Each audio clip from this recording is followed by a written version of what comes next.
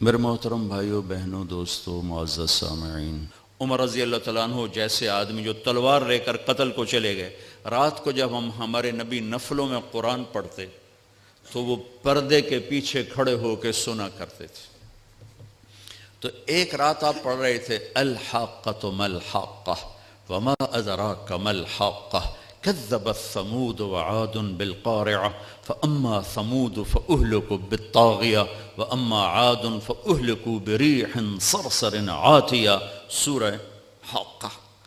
اس میں بہت ردم ہے، انتہائی طاقتور ردم ہے۔ تو حضرت عمر سن رہے میں تھوڑی سی آپ کو تلاوت کر کے بتاؤں تاکہ اندازہ ہو کہ کلام میں ردم کیا ہے۔ الحاقۃ ما الحاقۃ وما ادراک ما الحاقۃ كذبت ثمود وعاد بالقارعة فأما ثمود فأهلكوا بالطاغية وأما عاد فأهلكوا بريح صرصر عاتية سخرها عليهم 7 ليال و8 أيام حسوما فترى القوم فيها صرعى كأنهم أعجاز نخل خاوية فهل ترى لهم من باقية وجاء فرعون ومن قبله والمؤتفكات بالخاطئة فعصوا رسول ربهم فأخذهم أخذة رابية إنا لما طغى الماء حملناكم في الجارية لنجعلها لكم تذكرة وتعيها أذن واعية۔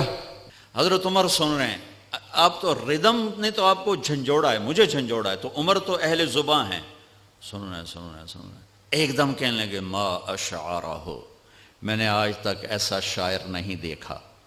دل میں پردے کے پیچھے آپ وہاں کھڑے ہوئے ہیں اور یہ دل میں کہتے ہیں ما اشعرہ، میں نے ایسا شاعر آج تک نہیں دیکھا۔ این اس وقت میرے نبی نے یہ آیت پڑھی انہ لقول رسول کریم وما هو بقول شاعر، یہ رسول کا کلام ہے، یہ شاعر نہیں ہے۔ تو حضرت عمر کو ایک دم جو کرنٹ لگا تو بے ساختہ نکلا ما اسحرہ، وہ کتنا بڑا جادوگر ہے، اتنی دور سے میرا خیال سن لیا۔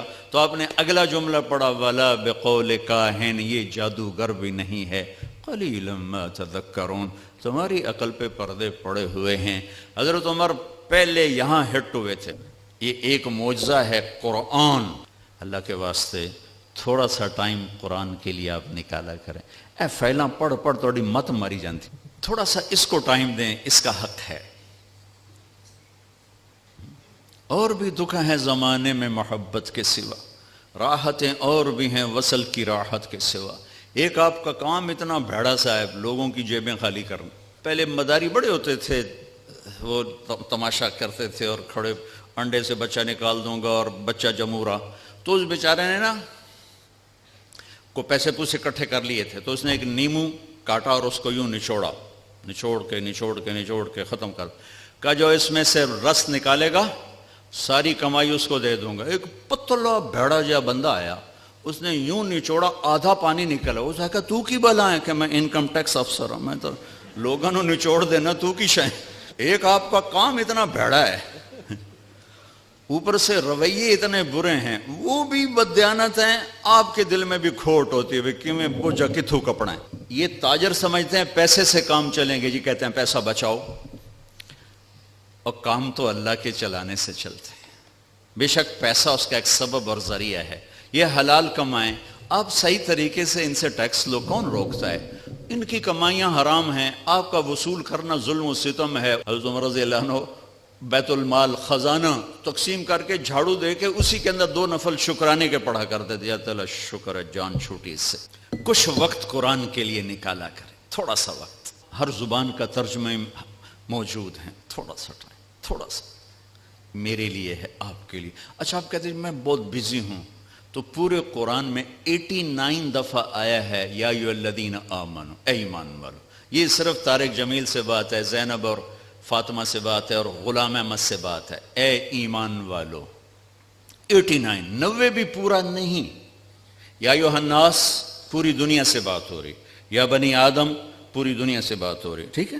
یا ایھا الذین کفروا اب صرف کافروں سے بات ہو رہی، یا اہل الکتاب یہ عیسائیوں سے بات ہو رہی، یہودیوں سے ہو رہی، یا ایھا الذین ھادوا یہ یہودیوں سے بات ہو رہی، ٹھیک ہے جی۔ اور ایک بات ہے یا ایھا الذین آمنوا، اے ایمان، یہ ان سب سے بات ہو رہی، مجھ سے ہو رہی، اور میں قربان جاؤں 89 ایک کم 90، اور اس میں تکرار ہے، 89 حکم نہیں ہے، حکم نکالوں تو 40 بھی نکلیں گے مشکل سے۔ سورہ بقرہ سے شروع ہوتا ہے، یا ایھا الذین آمنوا لا تقولوا راعنا، پہلا یا ایھا الذین آمنوا نبی کا حق بتایا گیا کہ میرے نبی کا ادب کرو، یہ پہلا حق بتایا گیا، اور آخری ہم سے مطالبہ ہے، یا ایھا الذین آمنوا 28واں پارہ، توبوا الی اللہ توبۃ نصوحا، اے ایمان والو توبہ کر کے اپنے رب سے جڑ جاؤ۔ نصوحا، نصوحا ہوتا ہے، واہ واہ، قرآن بھی کیا عجیب کلام ہے۔ ناسے کہتے ہیں درزی کو، درزی ایک تو ناسے، نصیحت کرنے والا، نصیحت کو نصیحت کیوں کہتے ہیں کہ یہ اچھی بات اس کو اچھائی سے جوڑ دیتی ہے، اچھا بول آدمی کو اچھائی سے جوڑ دیتا ہے۔ درزی کیا کرتا ہے؟ وہ دھاگے سے کپڑے کو کپڑے سے جوڑ دیتا ہے، اس لیے نبیوں کو بھی ناسے کہتے ہیں کہ وہ اپنی باتوں سے بندوں کو اللہ سے جوڑ دیتے ہیں۔ ایسے ہی توبۃ نصوحا، اللہ کہہ رہا ہے ایسی توبہ کرو کہ تم اور میں جڑ جائیں، توبۃ نصوحا، وہ توبہ جو مجھے اپنے اللہ سے جوڑ دے، یہ آخری مطالبہ ہے۔ ابھی ہمارے حافظ صاحب نے تلاوت کی تھی، یا ایھا الذین آمنوا اتقوا اللہ ولتنظر نفس ما قدمت لغد واتقوا اللہ، یا ایھا الذین آمنوا اتقوا اللہ وقولوا قولا سدیدا، یا ایھا الذین آمنوا اتقوا اللہ حق تقاتہ، یا ایھا الذین آمنوا اتقوا اللہ وکونوا مع الصادقین۔ 4 دفعہ ایک حکم آیا ہے، 4 دفعہ ایک حکم، تقوی تقوی تقوی تقوی۔ اب کہتے ہیں جی ہم تو 20ویں گریڈ کے افسر ہیں، ہمیں تو فرصت نہیں، چلو 89 دفعہ جو یا ایھا الذین آمنوا آیا ہے وہ تو کھول کے پڑھ لیں کہ اللہ کیا کہہ رہا ہے۔ یہ حضرت علی کا فرمان ہے کہ جب میں اللہ سے بات کرنا چاہتا ہوں تو میں نماز پڑھتا ہوں، اور جب میرا جی چاہتا ہے اللہ مجھ سے بات کرے تو میں قرآن پڑھتا ہوں۔ یہ اللہ کا پیغام ہے، اللہ کا خط ہے۔ میں رائمنڈ میں رائمنڈ میں پڑھا ہوں، اور وہیں ٹائم میرا گزرتا ہے، تو جو فارنرز آتے ہیں نا باہر ملک کے لوگ، ان کو جماعتوں میں بھیجنا یہ میرے ذمے رہا کچھ عرصہ۔ تو ایک مولانا صاحب آئے وہاں سے، امریکہ سے، انڈین تھے لیکن سیٹلڈ تھے، پاسپورٹ تھا، کہنے لگے بھائی طارق جمیل میں بہت پریشان ہوں، میری بیوی کا خط نہیں آ رہا، 4 مہینے ہو گئے، اس وقت یہ ٹیلی فونز وغیرہ نہیں ہوتے تھے، خط نہیں آ رہا، بہت پریشان۔ میں نے کہا کوئی نہیں، آ جائے گا، آپ سفر میں ہیں۔ تو کوئی 10-15 دن گزرے تو میں نے دیکھا وہ لیٹے ہوئے تھے اور مسکرا رہے تھے، اور ایک پیپر ان کے سینے پر پڑا تھا۔ میں نے کہا مولوی یوسف لگتا ہے بیگم کا خط آ گیا۔ کہنے لگے ہاں آ گیا آ گیا۔ ایک بیگم کے خط نے ان کو پریشان بھی کیا، آئے تو خوش کیا۔ یہ خط آپ کے ہر گھر میں پڑا ہوا ہے، لیکن نہ بڑا اٹھا کے دیکھتا ہے، نہ بڑی اٹھا کے دیکھتی ہے، نہ چھوٹا دیکھتا ہے، نہ چھوٹی دیکھتی ہے کہ اللہ کیا کہہ رہا ہے۔ دوسری چیز جو اللہ نے میرے نبی کو دی، کائناتی آفاقی معجزہ، یہ 2 آفاقی معجزے ہیں، وہ ہے معراج، کہ ایک آنے والے دور میں جو لوگ سپیس میں جائیں گے ان کو بڑا مانا جائے گا، کمال کر دیا، سپیس پہ چلے گئے، چاند پہ چلے گئے، مریخ پہ چلے گئے۔ میرے رب نے اپنے حبیب کو کائنات سے بھی اوپر اٹھا کے بتایا کہ میں تمہیں ایسا نبی دے رہا ہوں، اس کے ہاتھوں میں ہاتھ دو گے تمہیں مجھ تک پہنچا دیں گے، تم چاند ڈھونڈ رہے۔ دیکھو اللہ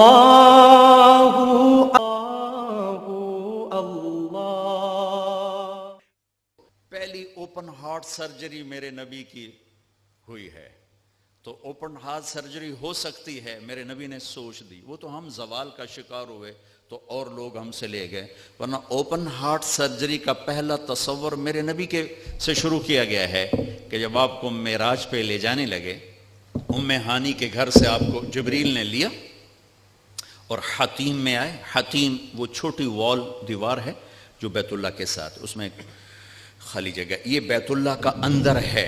جب ہمارے نبی 35 سال کے تھے تو قریش نے سوچا کہ بیت اللہ بنائیں، بوسیدہ ہو گئے، تو وہ مستطیل تھا، لمبا زیادہ چوڑا تھوڑا، ابراہیمی بنیادیں، یہ طے کیا کہ حلال کمائی سے بنانا ہے، حرام سے نہیں۔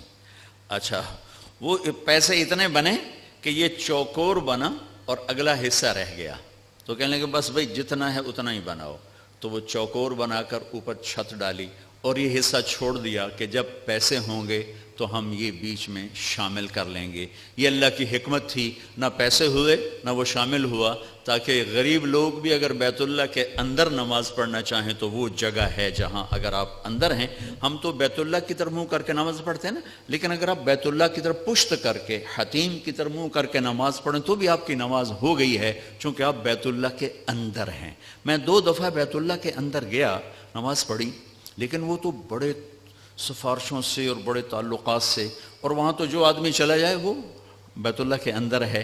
تو آپ کو حتیم میں لے جایا گیا، اب آپ کو بے ہوش نہیں کرنا، یوں جبریل نے ہاتھ مارا، سارا سینہ کھل گیا، آپ دیکھ رہے ہیں، اور اس نے دل کو باہر نکالا تو دل سارے جسم سے جدا ہو گیا۔ اور اس کے میرا بھائی ہارٹ اسپیشلسٹ ہے تو میں اسے سنتا رہتا ہوں، باتیں گھر میں ہوتی رہتی ہیں۔ اچھا نکالا، پھر اس کو زمزم کا پانی ایک ٹپ میں تھا، اس میں دھویا، اس کو دھویا، دھوتے رہے، اور آپ دیکھ رہے ہیں۔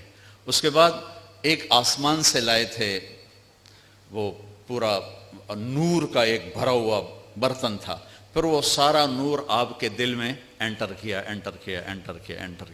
پھر اس کو بند کر کے پھر لگایا، ساتھ ہی دل سر ہر رگ سے جڑا، پھر سینے کو ملایا ہاتھوں سے، پھر یوں ہاتھ پھیرا۔ تو اب جن کی ہارٹ سرجری ہوتی ہے، اب دیکھیں یہاں کتنے بڑے بڑے ٹانکے لگے ہوتے ہیں، لیکن آپ کے سینہ مبارک پر کوئی داغ نہیں۔ یہ پہلی اوپن ہارٹ سرجری میرے نبی نے معراج کے واقعے میں امت کو دیا ہے اشارہ، تو ہم نکھٹوں نکلے تو اور لوگ ہم سے یہ سب کچھ لے گئے۔ سب سے پہلی ہارٹ سرجری 4 سال کی عمر میں ہوئی، جب آپ حضرت حلیمہ کے پاس تھے اور آپ بکریاں چرانے جایا کرتے تھے، تو آپ کے بھائی رضائی بھائی وہ دوڑے آئے کہ میرے بھائی کو 2 بندوں نے قتل کر دیا۔ تو حلیمہ بھاگی ہوئی آئیں، تو آپ دیکھا آپ پریشان بیٹھے تھے، تو حضرت حلیمہ نے پوچھا بیٹا کیا ہوا؟ کہ 2 آدمی آئے تھے، مجھے لٹا دیا، میرا سینہ کھولا، میرا دل نکالا، پھر اس کو صاف کیا، پھر میرے دل میں، پھر میرے سینے میں دوبارہ فٹ کر دیا۔ یہ پہلی ہے، اور پھر معراج پر جانے سے پہلے دوبارہ اوپن ہارٹ سرجری ہوئی ہے۔ پھر براق کا آنا، تیز رفتار سواریوں کا تصور میرے نبی کے ذریعے سے ہمیں ملا کہ ایسی سواریاں بنائی جا سکتی ہیں جو مہینوں کا سفر گھنٹوں میں طے کر دیں۔ جب آپ نے اگلے دن فرمایا کہ میں گیا تھا بیت المقدس، تو قریش کہنے لگے ہم تو 1 مہینہ مسلسل چلتے ہیں اور پھر وہاں پہنچتے ہیں، تم 1 رات میں کیسے کہہ رہے ہو گیا بھی اور آیا بھی؟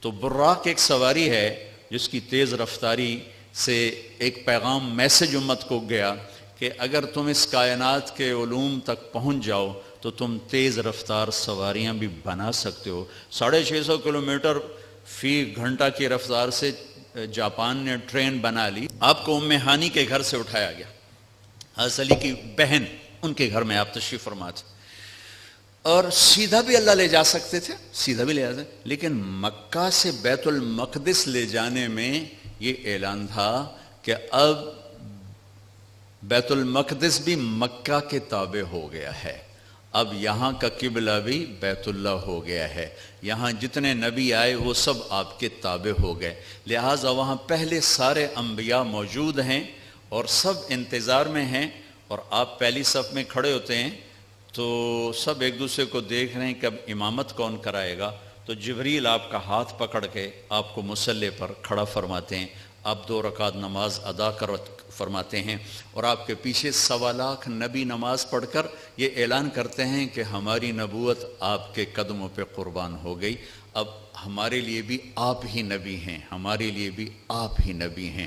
عیسیٰ سے لے کر آدم تک تمام انبیاء کو وہاں کھڑا کیا گیا ہے، تو آپ کا سینہ مبارک چاک کیا، اسی کرتے آپ تہمت پہنتے تھے، شلوار زندگی میں 1 دفعہ پہنی اور اسے پسند فرمایا، لیکن عام آپ کا لباس تہمت تھا، تو کوئی خلائی لباس کی ضرورت نہیں پڑی آپ کو، وہاں سے اٹھایا، راستے میں واقعات ہیں، ایک جگہ آپ کو اتارا، کہا یہاں نماز پڑھیں 2 نفل، کہ یہ کون سی جگہ ہے؟ کہ یہاں آپ ہجرت کر کے تشریف لائیں گے، مدینے میں اتار کے 2 نفل پڑھائے گا، پھر چلایا گیا کہ یہاں 2 نفل پڑھیں، کہ یہ کون سی جگہ ہے؟ کہ یہاں آپ کے دادا ابراہیم کی جائے پیدائش ہے، پھر چلایا گیا، تو آپ جب مصر کی طرف سے بیت المقدس کی طرف آ رہے تھے تو آپ کو خوشبو آئی، خوشبو جنت کی. آپ نے کہا یہ کیا ہے؟ تو کہا یا رسول اللہ فرعون کی ایک باندی تھی، باندی وہ ہو گئی تھی، موسیٰ علیہ السلام پر ایمان لائی. اس کی 2 بیٹیاں تھیں، ایک دودھ پینے والی، ایک ساتھ چلنے والی. جب فرعون کو پتہ چلا تو اس نے ایک کڑاہ میں تیل ڈالا. میں واقعہ پورا سنا رہا ہوں، انہوں نے صرف اشارہ کیا تھا. نیچے آگ جلائی، جب وہ تیل کھولنے لگا تو اس نے اس باندی کو اور اس کی 2 بچیوں کو پکڑوا لیا. کہنے لگا مجھے رب مانو گی تو زندگی مبارک، اولاد مبارک. موسیٰ کے رب کو مانو گی تو پہلے تیری بیٹیاں تیرے سامنے جلاؤں گا، پھر تجھے جلاؤں گا. یہ مائیں بیٹھی ہیں، انہیں زیادہ پتہ ہے کہ اولاد کی محبت کیا ہوتی ہے، اور اللہ نے اپنی محبت کو ماں سے تشبیہ دی ہے، باپ سے تشبیہ نہیں دی. اور اس کے سامنے 2 بچیاں جلنے کے لیے حکم ہو چکا ہے، اور اس کا ایک بول اپنی بچیوں کو بچا سکتا ہے. اور یہ گھر میں جا کے کہہ سکتی یا اللہ معافی دے دے، میں نے کلمہ کفر کہا ہے، میں اندر سے کافر نہیں. تو جائز. لیکن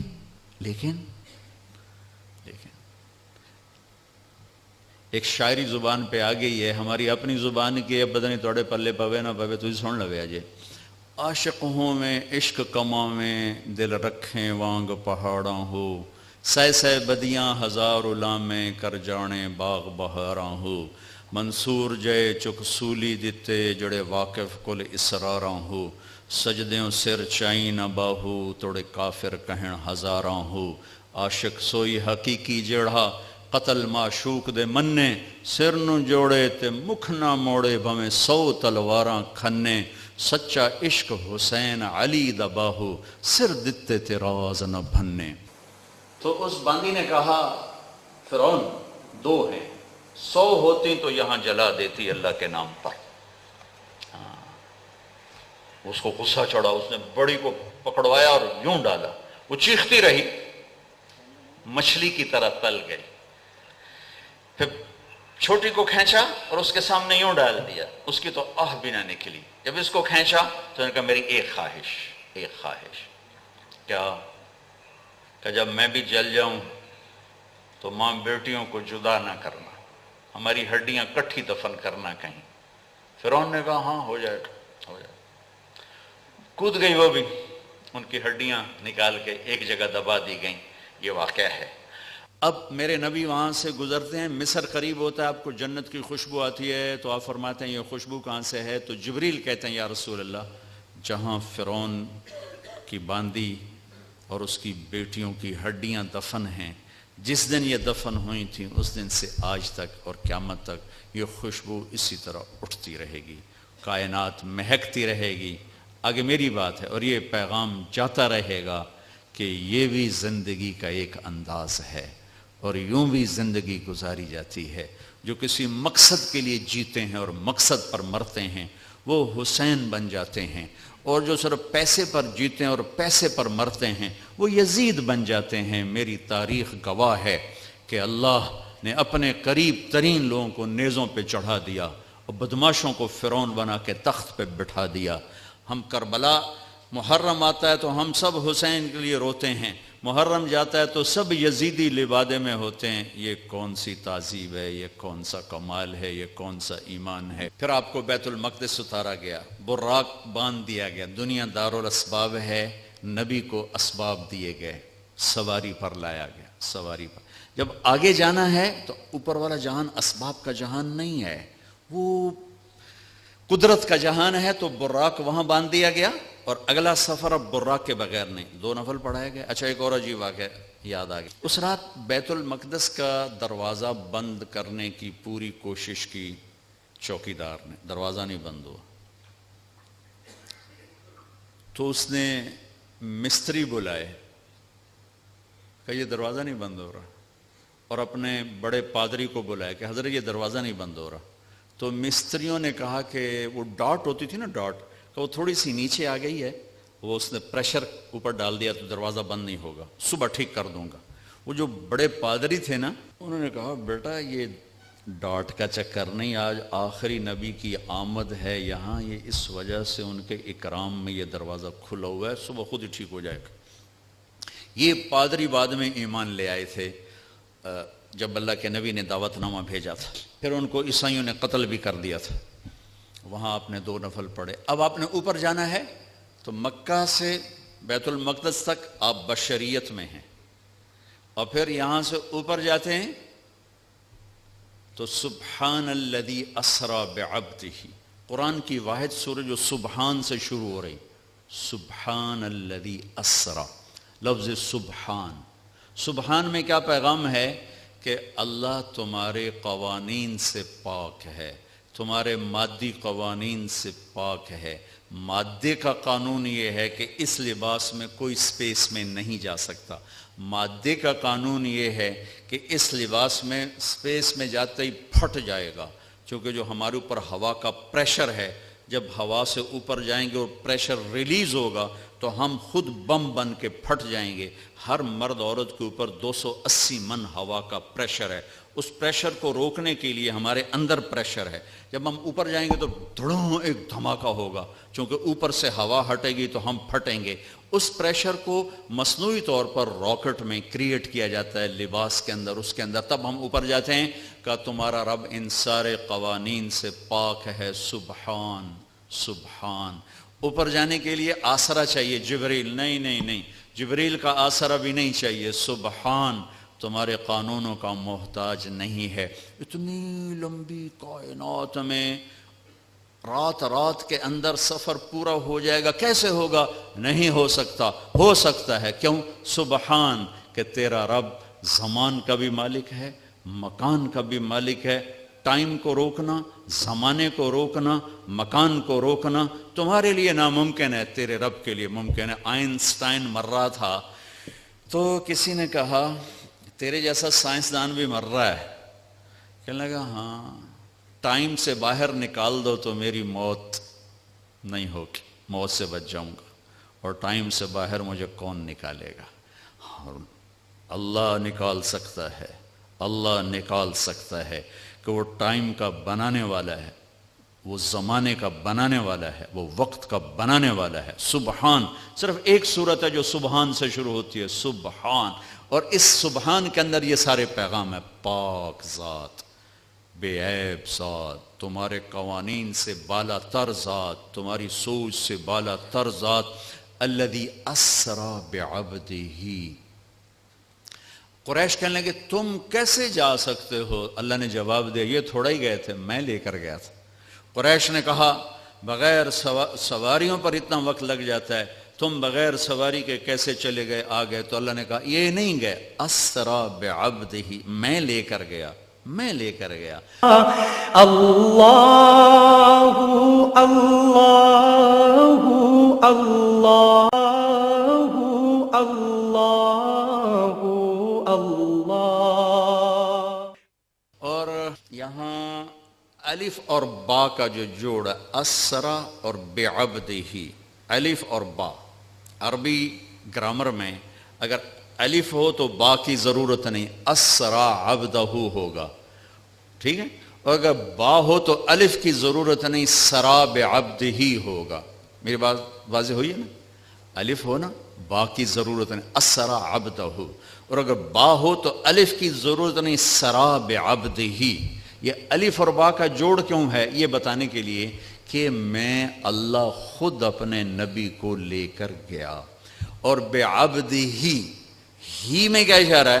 اب لوگ کون ہو کہ جی ہم کسٹم والے، میں کون ہوں جی؟ یہ جی مسجد والے، یہ کون ہے جی؟ یہ جی کپڑے والے۔ تو اللہ کہہ رہا ہے بعبدہ، یہ کون ہے؟ یہ میرا بندہ ہے، یہ میرا ہے، اور میں ان کا ہوں، بعبدہ۔ اور الف اور با کے ساتھ اللہ فرما رہے ہیں کہ میں لے کر گیا، جبریل بھی نہیں لے کر گئے۔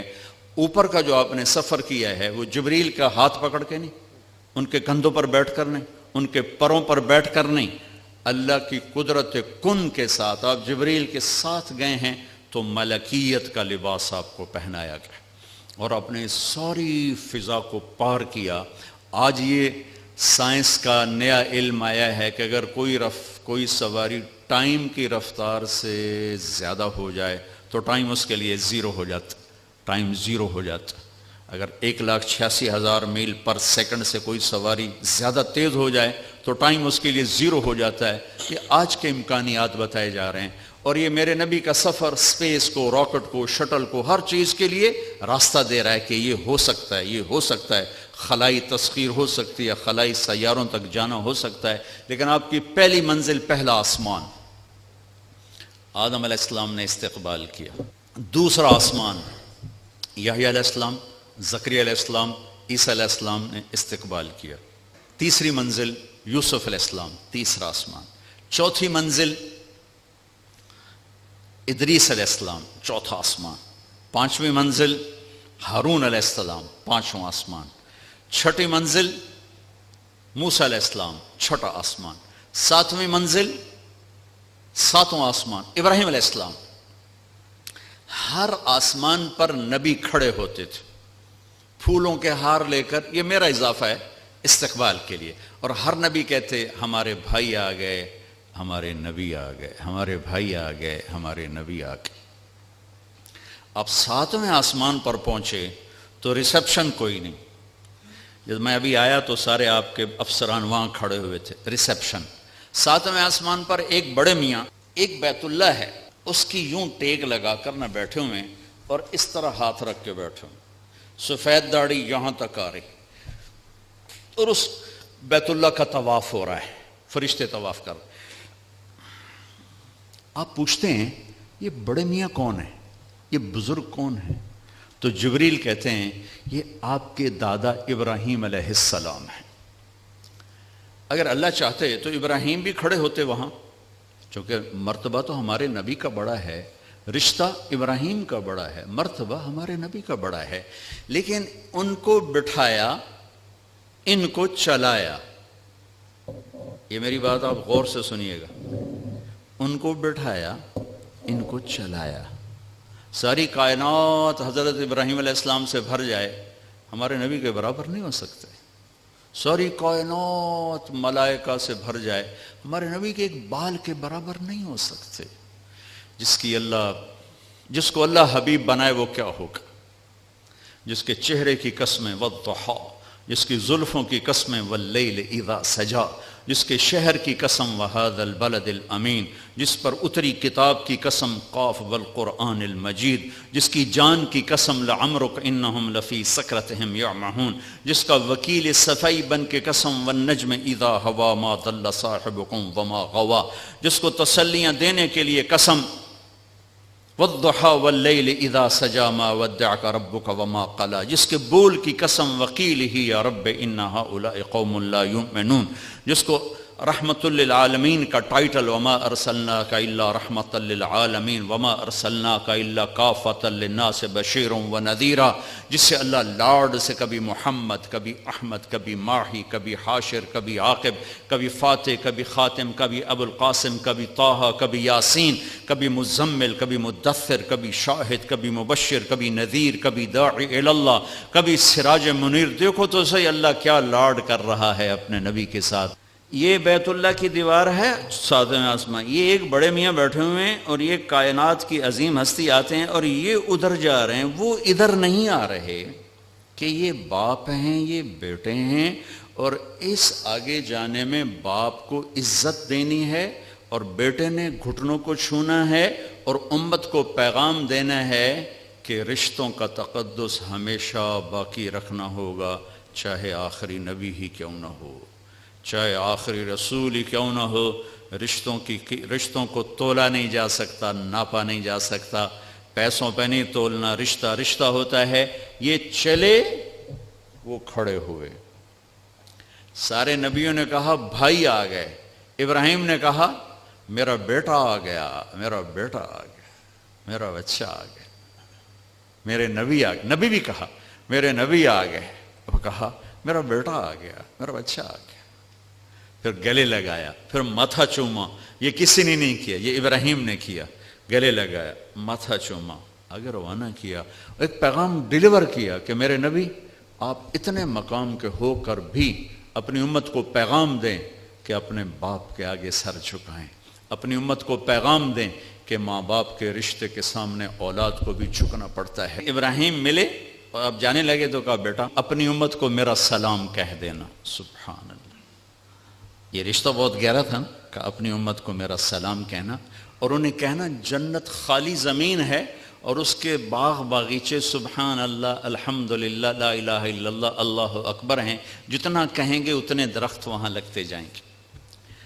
اب آپ سدرۃ المنتہا پہنچے تو ایک آج کی اس میں آج کے لہجے کی گفتگو کہ جبریل نے کہا یا رسول اللہ آگے میرے پاس ویزا کوئی نہیں، آگے اور جہان ہے، ملکوتی جہان بھی ختم، ملائکہ کا جہان، سدرۃ المنتہا، یوں سمجھو جبریل اپنے گھر میں کہہ رہے ہیں یا رسول اللہ اس سے آگے میرے پاس ویزا کوئی نہیں، میں نہیں جا سکتا. کہا میں اتنا بھی آگے جاؤں گا نا ایک بالش تو میں جل کے راکھ ہو جاؤں گا، میں نہیں جا سکتا. تو یہاں آ کر ملکوتی حیثیت بھی ختم ہو کر کوئی اور حیثیت آپ کو عطا کی گئی، وہ اللہ جانے، اللہ کا حبیب جانے. عرش تک پہنچنے میں پہلی ہستی کامیاب ہو رہی ہیں. جبریل بھی کہہ رہے ہیں آگے نہیں جا سکتا یا رسول اللہ، بس ختم، میں ختم.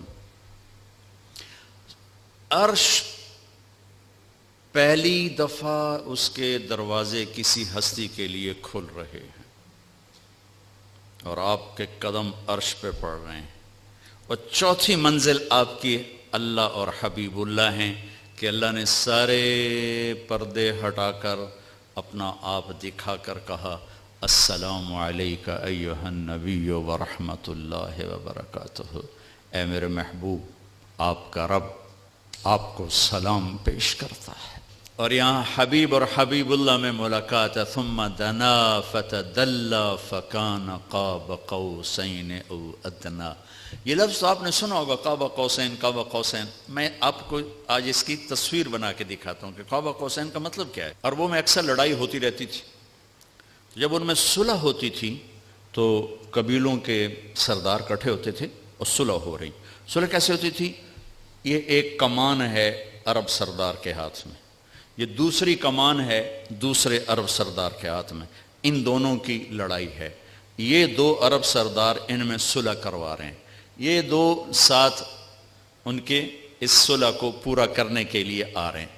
اب یہ ایک محفل ہوتی تھی تو ایک عرب سردار اٹھ کے اپنی کمان یوں کرتا تھا، یہ کمان کا وہ دھاگا ہے جس کے اوپر تیر کھینچا جاتا تھا، اور یہ وہ لکڑی ہے، ٹھیک ہوگی یہ.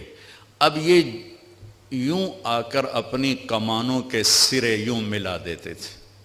آپ دیکھ رہے ہیں سارے، یہ قوس، یہ قوس، قوس کہتے ہیں کمان کو، یہ قاب ہے، یہ قاب، قاب قوسین، دو کمانوں کی قاب، یہ اور یہ اور یہ قاب، اور یہ قوس، یہ قوس. تو اس ملنے کو عربی میں کہا جاتا ہے قاب قوسین، کہ اب جیسے دو کمانیں ان کے کنارے آپس میں مل گئے تو یہ سردار بھی آپس میں مل گئے، اب ان میں لڑائی نہیں ہوگی. اس محاورے کو اللہ نے اپنے اور حبیب اللہ کے لیے استعمال کیا، فکان قاب قوسین، کہ میرا حبیب میرے قریب ایسے ہوا جیسے دو کمانوں کے کنارے قریب ہوتے ہیں. اگلی عجیب بات بتاؤں، او ادنا، او ادنا، اس کی کیفیت صرف اللہ جانتا ہے کہ نہیں میرے حبیب اس سے بھی زیادہ میرے قریب ہو گئے.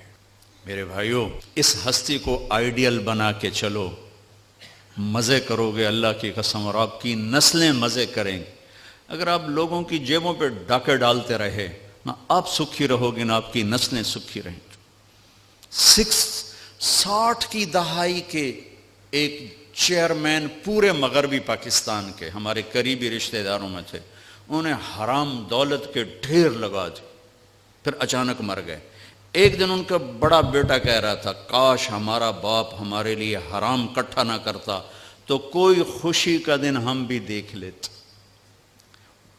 اور میں نے اس آدمی سے ان کانوں سے سنا، میں اج مر جاواں میری دھی نو کسے دی پرواہ کوئی نہیں. بیٹی کمزور ہوتی ہے نا، بیٹوں کا نام نہیں لیتا، بیٹی، میں اج مر جاواں میری دھی نو کسے دی پرواہ کوئی نہیں.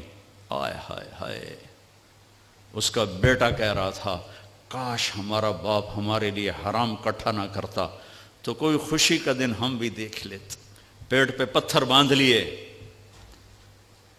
کہ میری امت پیسے پر نہ بک جائے، چوپڑی روٹی پراٹھے اور انڈے پر نہ بک جائے. 3 دن کے فاقے برداشت کیے. آپ باغ میں تشریف لے گئے، کھجوریں گری پڑی تھیں، گندی کھجوریں جو گر جاتی، آپ نے اٹھائی، ہائے ہائے وجہ کائنات، ساری کائنات جن کے لیے بنائی، ایک گندی کھجور صاف کر کے منہ میں رکھی. ایک صحابی ساتھ ہیں عبداللہ تو نہیں کھاتا؟ کہ یا رسول اللہ مجھے بھوک نہیں. بھوک کا مسئلہ نہیں تھا، وہ کھجور کھانا مشکل تھا. جی مجھے بھوک نہیں. کہ عبداللہ مجھے بھوک ہے، آج 4تھا دن ہے میں نے کچھ نہیں کھایا، 4تھا دن. مجھے 8 بجے تک چائے نہ ملے میرے سر میں درد ہو جاتا ہے. جی میں چائے نہیں پیتی، سیرج پیڑ پہ گئی ہے. آج 4تھا دن ہے عبداللہ، میں نے کچھ نہیں کھایا. گری پڑی کھجور صاف کر کے کھائی ہے.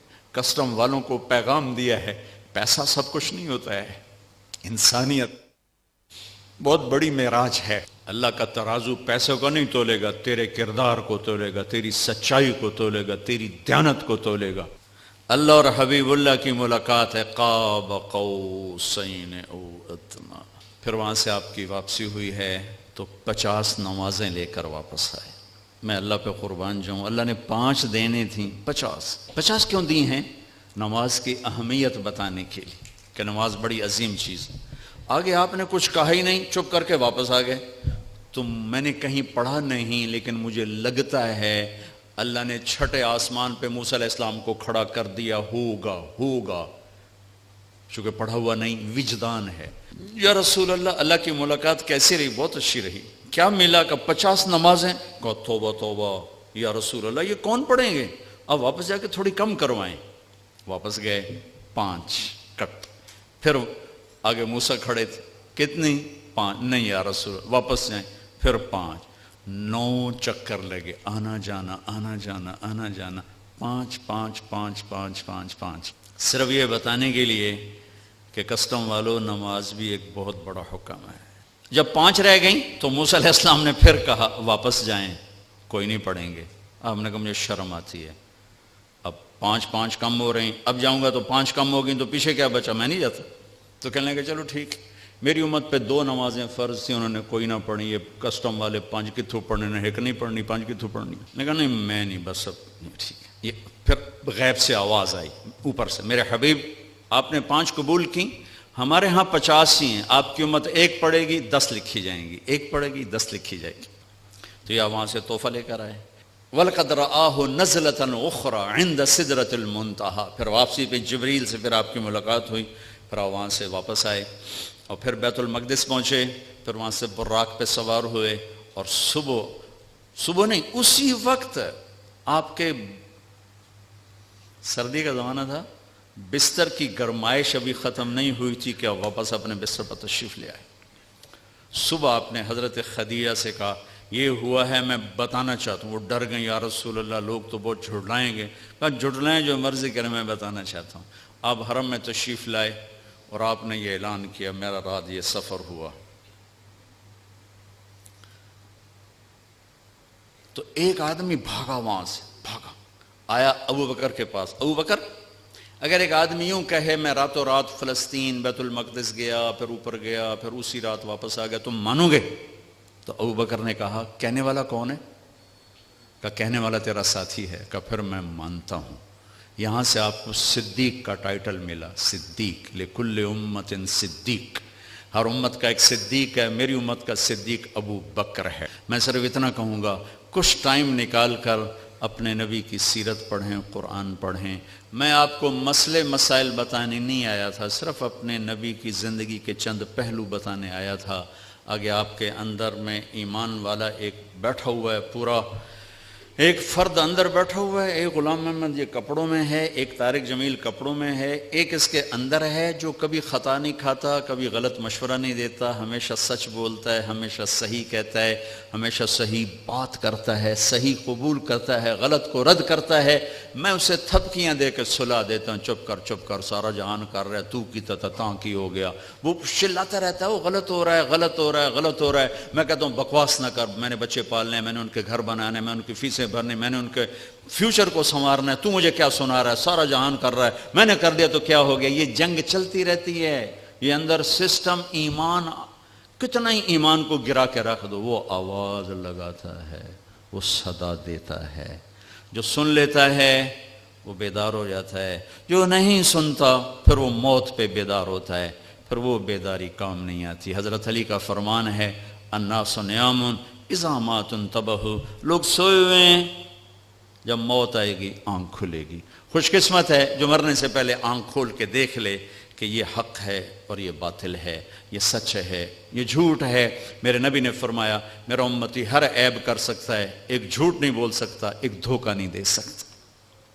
میرا سارا دیش جھوٹ اور دھوکے سے بھرا پڑا۔ میں نیوزی لینڈ گیا، میں ڈپریشن کا شکار ہو گیا یہ سن کر کے پورے نیوزی لینڈ میں ایک آدمی جھوٹ نہیں بولتا، ایک آدمی جھوٹ نہیں بولتا۔ وہ میرا دفتر ہو، میری منڈی ہو، میرے کھیت ہوں، میرا سندھ ہو، میرا بلوچستان ہو، میرا سرحد ہو، میرا پنجاب ہو، سچ بولنے والے تو نظر ہی کوئی نہیں آتے۔ کون ہیں، کہاں ہیں؟ 100 میں 10 آدمی نمازی مل جاتے ہیں، 1 کروڑ میں ایک سچ بولنے والا نہیں ملتا۔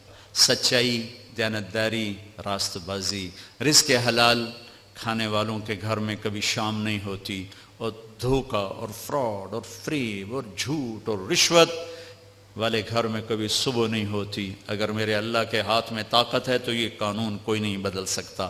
یہی میرے رب کا قانون رہے گا کہ کبھی کبھی کبھی سچائی پر خزاں نہیں آتی، اور کبھی کبھی کبھی دھوکے جھوٹ پر بہار نہیں آتی۔ سچائی کا سورج زوال پذیر نہیں ہوتا، اور جھوٹ، ظلم و ستم کا سورج کبھی طلوع نہیں ہوتا، وہ ہمیشہ اندھیروں میں انسان کو بھٹکا دیتا ہے۔ تو میں آپ سب بھائی بہنوں سے گزارش کروں گا، اپنے نبی کی زندگی ڈھونڈو، تلاش کرو، آپ کو رہنمائی ملے گی۔ اللہ ہمیں عمل کی توفیق بخشے۔ اللہ